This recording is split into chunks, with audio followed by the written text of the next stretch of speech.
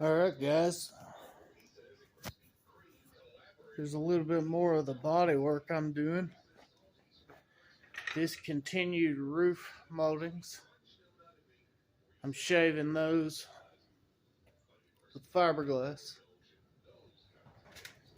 Reshaping my quarters. I just had two little tiny rust spots I had to grind out. A few little dents and dings on the door from Walmart customers. Made a mess with that crap. I had a few down this side, but not a whole lot. And all this paint's coming off, so I ain't too worried about it. When I sand those, they'll be sanded within the feather edge, but all this paint's coming off. Pretty soon, I'll be painting this and dropping the K24 in. Oh man, I just cannot wait to drive this thing. Got a little bit of sanding to do down here. I'm not really shaving the engine bay, but the spots where I took out the old mount bracket and a few holes that I drilled for grounds, filled back up fiberglass. But this will all be painted probably within the next 2 months. I got a friend that helps me. But yeah, it's coming along. I'm debating on whether to, weld this in and, shave it, get rid of it, or to just put one of those delete plates. I figure a delete plate probably look better. This down here, I'm going to have to try to shape that back the way it was. Sanding it. Some idiot used one of those stupid fender rollers. The worst invention ever made. Yeah, let's tear our fenders up. Cars that are 30 plus years old. It's getting harder and harder to find parts for, but people want to cut them up and make trucks. Like they don't already know that once they're done playing with that truck, it's going to be garbage. It's going to be scrapped. And the more of these vehicles, these 90 Civics and, CRXs that get misused like that and scrapped, the more you're going to pay for a car that looks worse than mine does right now. You've already got people that are not Honda guys that are they'll just trade around and come up with some kind of Honda, and it won't even be one that's sought after. Like a 86 Accord. And they're trying to get 5,000 out of it, and you could put your fist through holes in the sides of it. Rust. This one I bought for $2,200, and I wasn't going to argue about the price because all the other ones I saw, the wire and harness was a big rape job, and it just had the normal teenager mechanic wannabe. I'm going to tear into this wire and harness. Don't know what I'm doing, but I'm going to do it anyway. Rape job. And then they don't know what to do with it because they figured out they're not electricians. So then they try to find somebody to buy their abused car.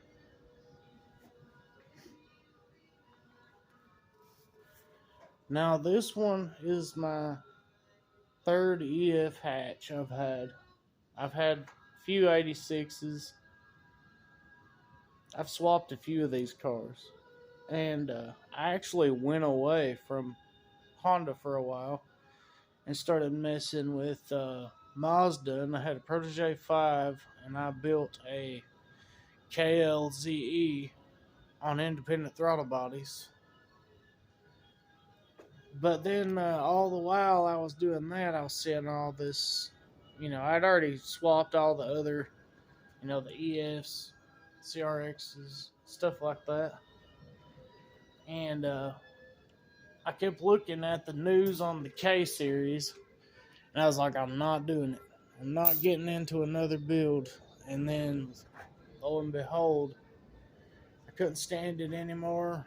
And at the time, I was driving an 86, or no, a 92 Mustang 5.0 convertible that was mint with 66,000 original miles on it.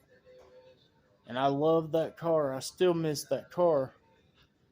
But the thing I hate about it is I couldn't do anything to it. I wanted to mod it, but it was so pure, I didn't want to mess with it. So the only thing I done to it was I put clear headlights on it. I put a Ram HDX clutch in it and a adjustable clutch cable set up so that it would, grab and pick up speed quicker. But as far as engine work and all that, it was too clean. I just didn't want to mess with it. So I sold it, bought the K series and $7,000 worth of parts, and started this project. That's coming along really well. As soon as I get in the place where I can paint, then I can do my swap, and I can redo my brakes. And the front up here, I'll do a video on it later, but I'm gonna have I gotta redo the bushing, the rubber bushings in this Street Plus suspension.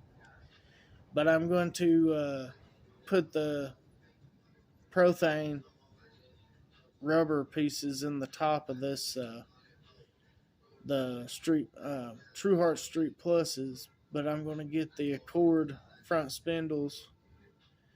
And I'm debating on whether to use a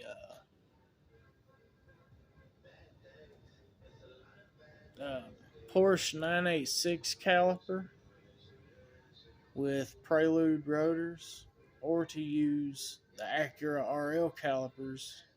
They're a lot cheaper. And I like the idea that they have Acura, sticking off of them. I would rock that. I don't care. And,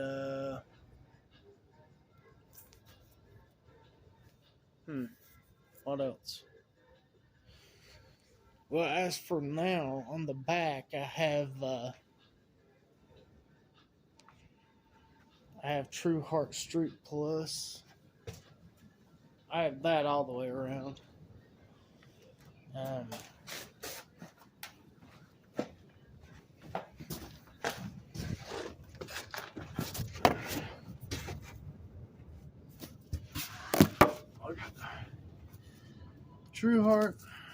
True Heart LCAs. Got an ASR subframe kit. By the way, if you do this, you're gonna have to beat the crap out of that spot right there just to be able to tighten the bolt. But it's all ASR. I don't have the end links yet, but all the smaller stuff like that I'll worry about later. And then I'm going to upgrade the calipers and all that. Possibly with the EP3 rear calipers switched around and the end of the e-brake cable converted to use them, because there is no way I'm going to take that cable out and replace it. It was too big of a pain getting it in. But this thing should rock whenever I get it rolling. I can't wait.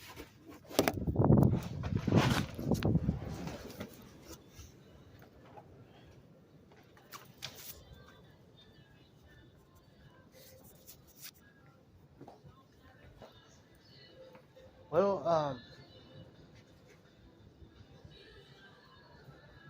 my engine is done for the most part. I've got it sitting here. The intake manifold's getting sent off to get cut open and ported. But this is a K24A3 from New Zealand. I'm in the middle of, I'm debating on whether I'm going to switch this out for the EP3 housing and just use the EP3 setup, or if I'm going to buy the K-Tune AC PS Delete. I've got a super damper on here. It has a 4-piston Type S oil pump modified. It's got all Honda OEM timing. It's got drag cartel timing chain. It's got the OEM um,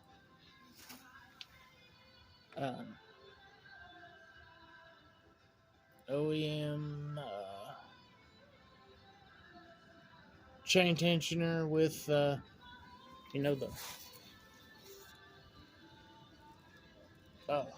OEM chain tensioner and the oil pump chain guide. Having a brain fart. Change the new rear seal. Block the little valve in the bottom that you gotta get rid of. With a little housing here, and I can put my one of my wires that goes to my conversion harness. And this valve cover has the two AN crankcase reliefs. This valve cover was done by Charlie Moore.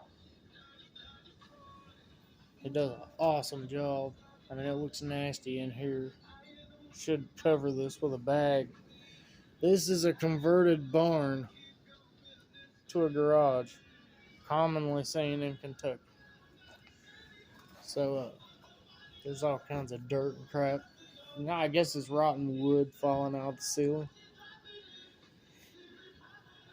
And this place is a mess. Anyway, here is my 80,000 mile. This is the weirdest transmission. It come out of an Acura CSX from Canada. And usually the Type R's over here have the SPNM. But this one has SPNM, and it's considered to be the same as a, I think it's either a FNN3 or a PNN3 over here in America. And there's the Hasport mount set up for it. It's been catching all kinds of metal flakes and crap where I'm all the time in here fabricating or doing something. This place is a mess. But this one has LSD, has reverse lockout, it's a 6-speed. I'm just very confused on what the gearing is in this transmission. Because it's, according to what I can find online, this should be the one that has the 5.06 final drive. But the more I read about the Acura CSX Type S, the more I realize it's basically just a Civic SI 07 to 11. And so there's my crack scales. That's not what that is.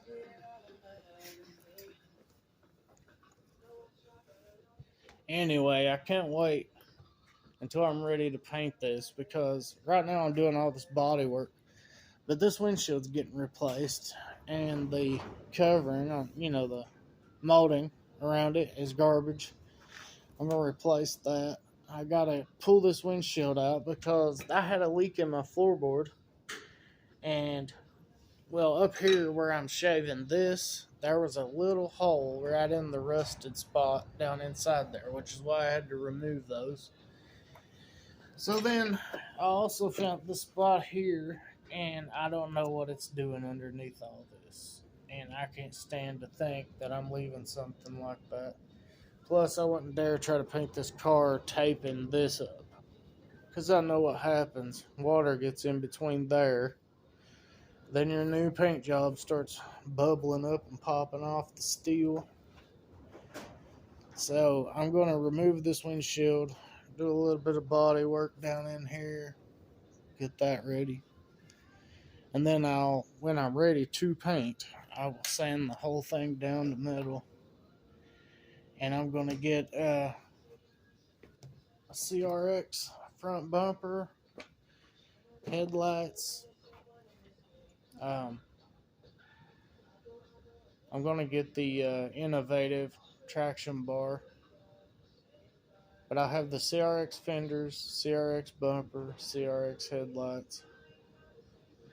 Because I want this front end to have the flared fenders.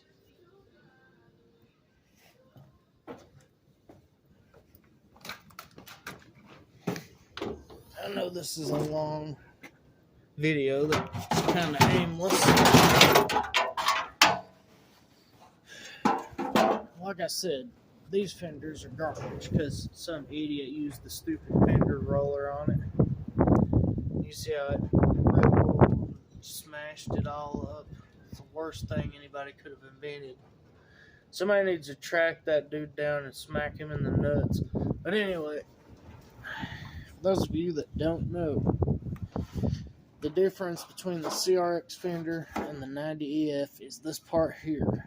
On a CRX, it kind of just stops and does a 90-degree angle and shoots under the car, and then has a piece of skirting that covers this part. The EF is like this. Like I had Raptor liner under here, but basically what you got to do, you got to cut underneath this molding and then do a little bit up here and then cut through there. You take this part and you weld it to the CRX fender underneath its molding. But the idea is you want to keep your Ef Civic molding, so you got to make it to where this down goes on the CRX fender. And what people don't realize about the difference between the CRX fender and the Ef Civic fender is how this, when it comes to this angle, it comes down to right here and then it flares out. The CRX fender just rounds out. It's more flared. And it changes the whole look of the car. So I'm gonna do that. And another plan I have, because this is being K-swapped, I'm thinking I'm gonna try to find a way to do this, but I'm gonna get the pedal assembly off of either. I want the one that comes from the Honda Accord Euro R, or I get the Honda Accord Euro R, or one of the American Civics that has that, the chrome pedals with the black dots on it. It's common on a lot of the SIs. The thing that I want from it is that look and the fact that they're already hydraulic pedals for the hydraulic clutch setup. And I'm going to see if there's a way. I may not be able to do it and it look nice, but it's going to happen. Where I'm going to take and bolt the brake up right there, and I'm going to see how far I can go over this way to the right there and run my clutch master cylinder sticking out. See, the original clutch cable comes out all the way up here, but I'm not going to be able to do that. I need to have it, because I'm pretty sure on that setup, the clutch master cylinder sticks out even with the brake booster. So if I've got to, I'll get underneath there with the hole saw and I'll just do a hole here, and I'll weld in a flat plate that the master can sit in and it'll just kind of stick up out of the hole as far as I can get it without it touching the tower. I don't care if it looks like shit. I will take some kind of aluminum plate or something and make it look stylish. I'll just make a plate that comes over here and goes this way. I'm a fabricator. I'll make this way. But yeah, this whole car, the whole suspension, the whole everything has prothane bushings all the way through it. That's why I'm keeping my front control arms, and my all that stuff. I'm gonna I'm thinking about getting PCI upper A arms adjustable, because where I'm using the Integra spindles, it should make me have to, adjust it way out so that it can be aligned properly.